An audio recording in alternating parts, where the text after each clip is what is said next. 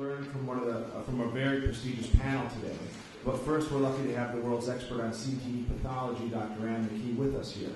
Everyone here is now familiar with the acronyms TBI for traumatic brain injury and PTSD for post-traumatic stress disorder, and are often combined in the term TBI/PTSD.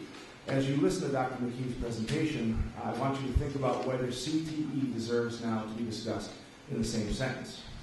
Dr. McKee is professor of neurology and pathology at Boston University School of Medicine, where she is co-director of the Center for the Study of Traumatic Encephalopathy with me, which is a partner program with the Sports Legacy Institute.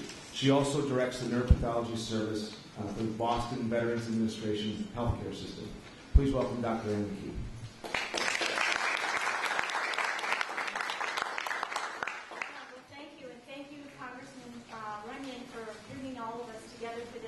I'm going to try to just give you an overview of what CTE is based on our experience at the Boston University Center for the Study of Traumatic Encephalopathy. I have to say from the outset that I'm a pathologist. I'm also a neurologist, but I'm going to present pathology. That means I'm going to show you an autopsy series of individuals whose families have donated their brain and spinal cord so we could analyze it.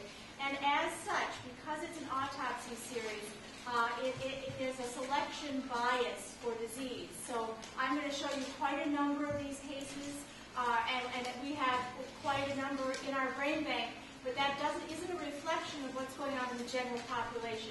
I think one of the things that we are very interested in, and we still really do not understand, is what the incidence and prevalence of this disorder is among our athletes and among our military veterans. I'm going to show you a selected population where many of them are diseased.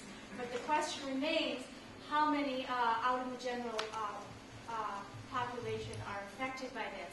This is sort of the worst case scenario. What might happen, what can happen, but I don't think always happens. Anyway, so I'm going to start out by just talking about our center and the people that I work with, and that is Dr. Bob Cantu, who's a neurosurgeon, one of the world's experts in concussion, and of course Chris, who is quite modest, but he's really the reason we came together to study head injury.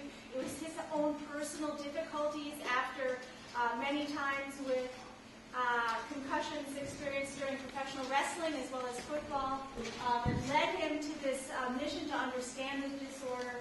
And I'm going to present the results of our brain bank. That is, we have a mild traumatic brain injury brain bank at the Bedford VA, and I'm going to present the results of the brain bank.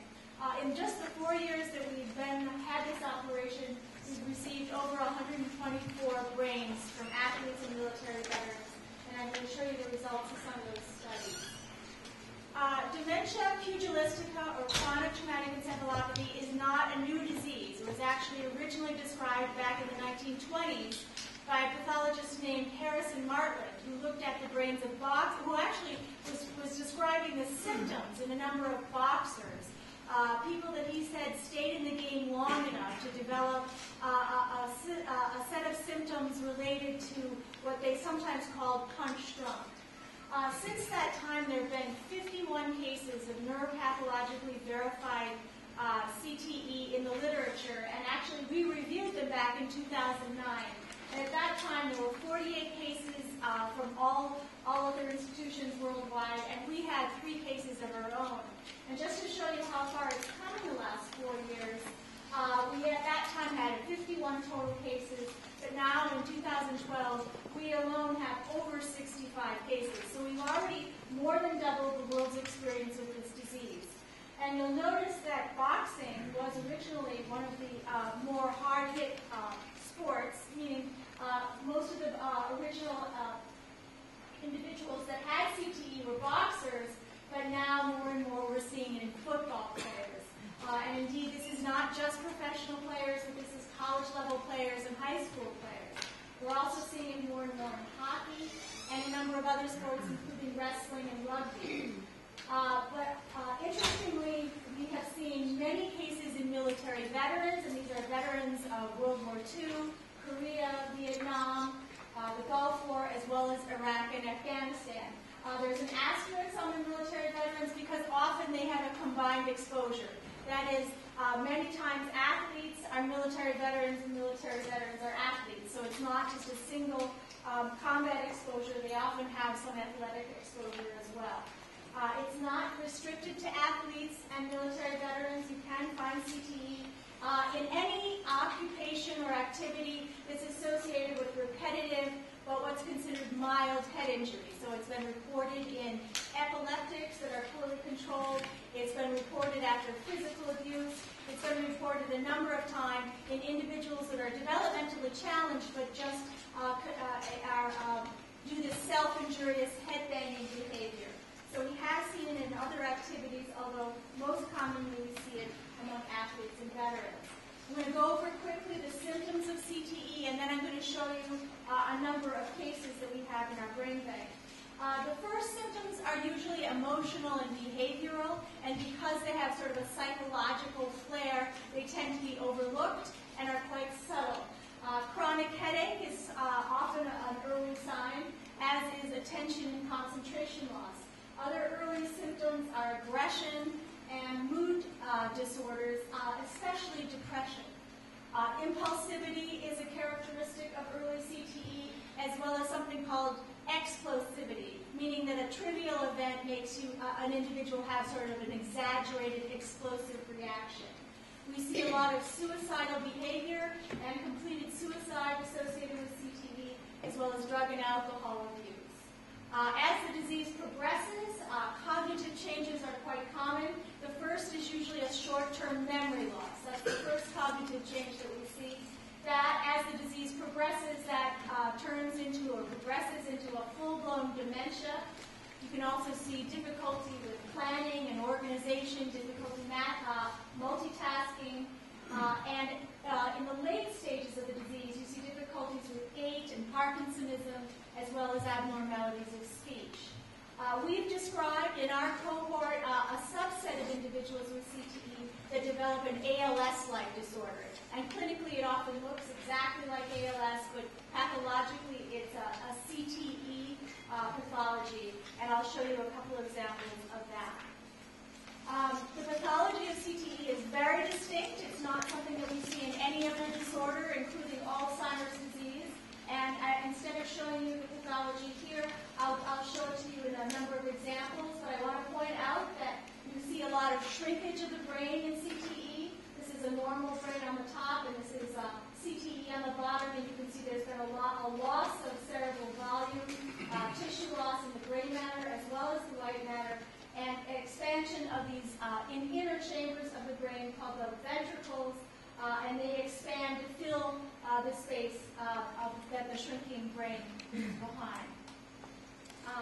The microscopic changes include tau, which builds up in the nerve cells.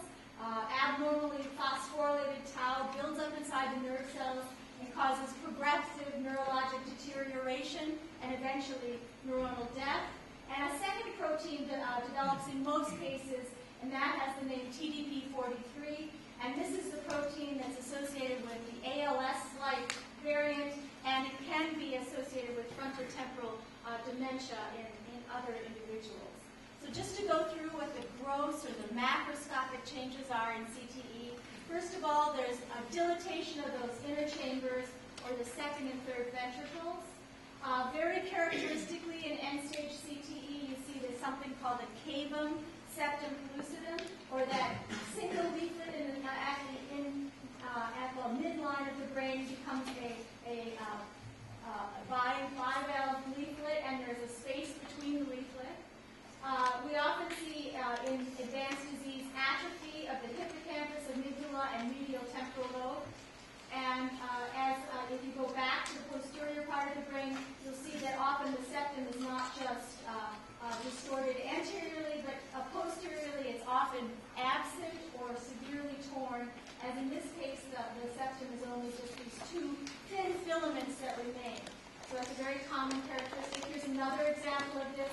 It should be a single curtain or a single membrane dividing the ventricles, and you can see multiple perforations and abnormalities of this in this retired NFL football player.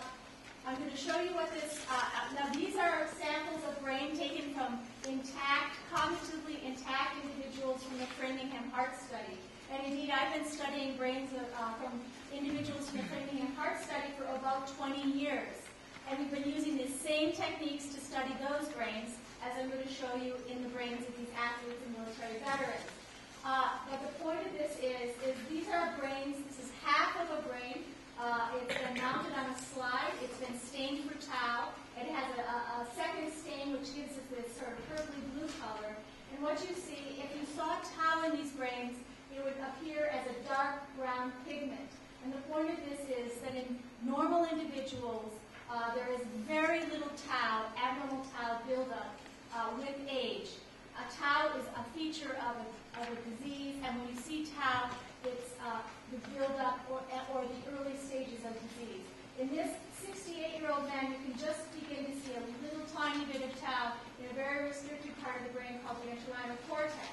And that is what this preparation looks like in normal individuals. Now, if I show you a CTE brain that's been stained identically, this is from a former NFL football player, you can see this brown discoloration. It's a little difficult with the lighting, but there's this brown discoloration of the cortex. It's fairly patchy. It affects the frontal cortex primarily, but also substantially affects temporal cortex, as well as some important structures in the medial temporal lobe, including the amygdala, which is important for behavior and emotional regulation, important in terms of rage and aggression. And you can see changes in the deep nuclei, including the substantia innominata. You'll see changes in deep nuclei like the thalamus, the hypothalamus, the mammillary body. All of these important relay regions for processing of our thoughts as well as movements and sleep regulation. CTE is a progressive disease, meaning that the longer the person lives with CTE, the worse the disease becomes. So this is an example of 3 individuals, an ex-NFL player that died at the age of 50 on the top, an NFL player who died at the age of 66 in the middle panel, and an individual who died at 78 in the bottom panel. They all played about the same length of time and had about the same exposure to football. And you can see that in the individual who died at 50, there is involvement of the frontal lobe and the medial temporal lobe, but it's worse in the individual who dies in his mid-60s, now involving most of the brain and severely affecting the medial temporal lobe. And the individual who died in his late 70s, there was really disease throughout the brain in all structures to a very severe degree. What we look for microscopically, there are some hallmarks of this disease that you don't see in any other disorder, and one is that it's perivascular, and that's what we see in the very early stages of this disease, and that is a hallmark, a unique feature of this disease, that the earliest abnormalities are found along the small blood vessels in the brain. Other features that are distinct to this disorder are that it affects what we call the depths of the sulcus. So where the cortical ribbon dives in, where there's a valley between the hills of the brain, we see the greatest abnormalities. When it spreads across to involve other regions of the brain, we see this superficial involvement of brain, meaning here's the top of the brain, the surface of the brain, and you can see all these neurofibrillary tangles at the surface. Those aren't characteristics of other disorders. It's not the changes of Alzheimer's disease. And just to go through this very simplistically, if I took normal brain and stained it for phosphorylated tau, as well as something called beta amyloid protein, you would see neither of these proteins in normal brain. If I stained